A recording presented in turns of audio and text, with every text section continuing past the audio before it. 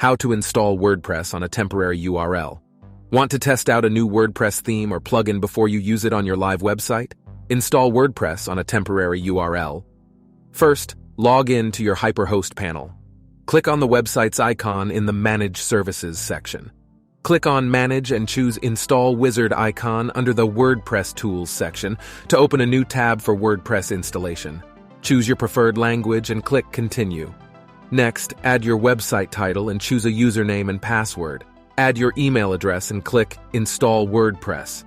The installation process will now begin. Once the installation is complete, you will be redirected to a success page. Click on the Login button to log into your WordPress dashboard. You have now successfully installed WordPress on a temporary URL. You can now start testing out your new theme or plugin.